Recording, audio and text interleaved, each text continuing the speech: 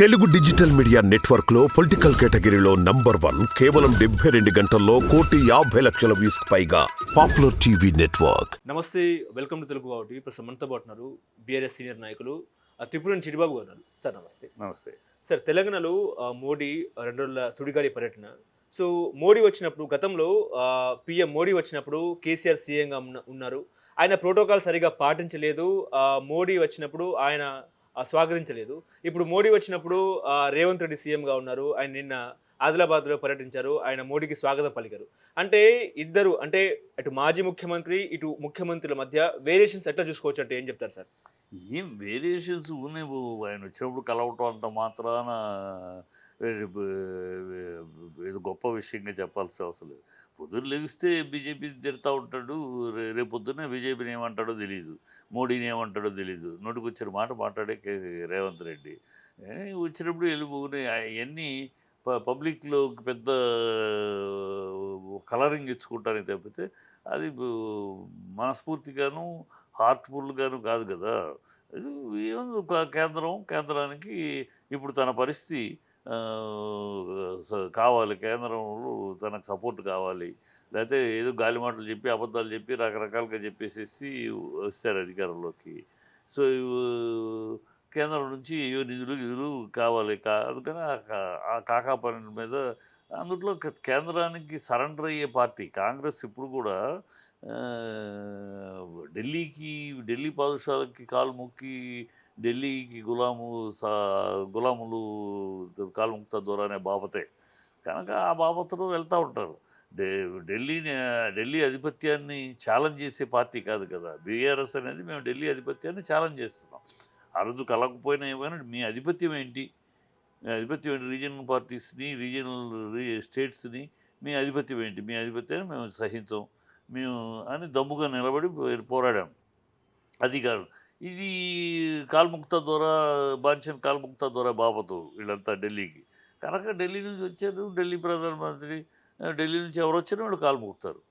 So అది దాని గురించి ఏదో మేము కలవలేదు, వీళ్ళు పెద్ద గొప్ప అంటే పిచ్చి పిచ్చి అభిప్రాయం. ఓకే, అంటే గతంలో కేసీఆర్ వెళ్ళలేదు కదా, ప్రోటోకాల్ సరిగా పాటించలేదు అని చెప్పేసి ఒక చర్చ నిజమే అంటారా?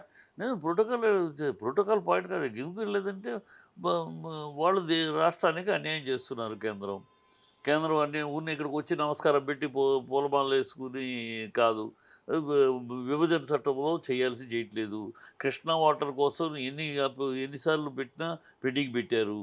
పెండింగ్ పెట్టేసి సుప్రీంకోర్టులో కేసు వేయాల్సి వచ్చింది. మేము సుప్రీంకోర్టులో కేసు వేస్తే అప్పుడు కేసు విత్డ్రా చేసుకొని మళ్ళీ పెడతాం అది అన్నారు, కానీ చేయలేదు. సో ఇలా రాష్ట్రానికి సంబంధించిన అన్ని విషయాల్లోనూ వాళ్ళు సహకరించకుండా, కోఆపరేట్ చేయకుండా, వాళ్ళు వచ్చినప్పుడు మేము స్వాగతం పలకాలి, వాళ్ళు వచ్చినప్పుడు అంటే దానికి మేము అంగీకారం కాదు. మీరు కేంద్రం తన బాధ్యత గౌరవంగా చేసినప్పుడు చేయలేదు కనుక మేము వ్యతిరేకత చూపించాం. ఇక్కడ వాళ్ళు వచ్చినప్పుడు స్వాగతం పలకాలనేది వాళ్ళు ఏం చేసినా, రాష్ట్రానికి ఎంత ద్రోహం చేసినా పలకాలనేది కాన్స్టిట్యూషన్ కాదు, అది ప్రోటోకాల్ కాదు కదా. ప్రోటోకాల్ అంటే మీరు కేంద్రం తన బాధ్యత తను చేస్తూ ఉంటే రాష్ట్రం తన మర్యాద తను చూపిస్తుంది. మీరేమో రాష్ట్రానికి పరమ ద్రోహం చేస్తుంది. ఏమి విభజన చట్టంలో ఒకటి అమలు కాకపోయి ఒకటి జరగనివ్వరు, అన్నిటికీ పెండింగ్లు, మీటింగ్లు, అన్నిటినీ ఏదో వంక పెడతారు, ఏదో క్వైరీ పెడతారు.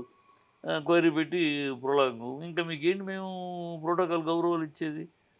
నా రాష్ట్రానికి అన్యాయం చేస్తున్నప్పుడు నేను మీకు గౌరవం ఇవ్వాల్సిన పని లేదు. ఓకే, ఇప్పుడు ఇదే రాష్ట్రానికి పెద్దనలాగా మోడీ సహకరించాలి, కేంద్రంతో మేము తగువలకు యుద్ధానికి వెళ్ళమని చెప్పేసి రేవంత్ రెడ్డి చెప్తున్నారు. ఎట్లా చూస్తారండి? వెళ్ళమంటే వెళ్ళే ధైర్యం ఎక్కడిది నీకు? వెళ్ళమని పెద్ద గాలి మాటలు ఎందుకులే కానీ సొల్లు మాటలు. వెళ్ళే ధైర్యం ఉందా? ఆ దమ్ము ఉందా? కేంద్రానికి వ్యతిరేకంగా వెళ్ళగలిగే దమ్ము నీకు ఉందా? నువ్వే తుమ్మితే ఊడే ముక్కులో 64 సీట్లతో వచ్చావు, 54 సీట్లు ఓడావు. ఇది కూడా విచక్షణ లేకుండా నోటికి వచ్చినట్టు అవుతున్నాం. పంచులు ఊడదీశారు గారికి. ఇప్పుడు 80 సీట్లు ఓడిపోయిన మాకి పంచులు ఊడదీశారంటే 54 సీట్లు ఓడిపోయిన మిమ్మల్ని గోచితోటి నుంచోబెట్టారా ప్రజలు? మాట్లాడేటప్పుడు అర్థం ఉండాలి. ఏదో పెద్ద 54 సీట్లు మీరు 64 గెలిచారు, 54లో ఓడిపోయారు, అది గుర్తుపెట్టుకోవాలి. 54 ఓడిపోయారంటే మమ్మల్ని గోచితోటి నుంచోబెట్టారు. మమ్మల్ని 80 తోటి బట్టలు తీశారంటే ఏం వాగుళ్ళు ఈ వాగులు వాగడం తప్పితే ఇప్పుడు తన కాపాడుకోవడానికి రేపు అవసరమైతే బీజేపీ సపోర్ట్ తీసుకోవడానికి వాళ్ళు ఎంతసేపు ఒక విషయంలో బీజేపీ కాంగ్రెస్ ఒకటే, వాళ్ళు రీజనల్ పార్టీని బతకనివ్వకూడదు, రీజనల్ లీడర్సు ఎదగకూడదు, వాళ్ళకి ఆ ఢిల్లీలో ఆధిపత్యంలో ఉండాలి, రీజనల్ అంతా సామంతులాగా ఉండాలి. ఆ బాపత్తుకు వాళ్ళలో ఆ యాంగిల్లో వాళ్ళిద్దరూ ఒకటి. వాళ్ళిద్దరూ కాంగ్రెసు వీళ్ళు బీజేపీ ఇద్దరు కూడా నేషనల్ పార్టీసు. వాళ్ళకి కాంగ్రెస్ ఢిల్లీకి తొత్తులుగా ఉండేవాళ్ళే కావాలి తప్పితే ఇక్కడ రీజనల్ పార్టీలు పెరగటం కానీ, రీజనల్ నాయకులు పెరగటం కానీ వాళ్ళు సహించలేదు. ఆ విషయంలో వాళ్ళిద్దరూ ఒకటి.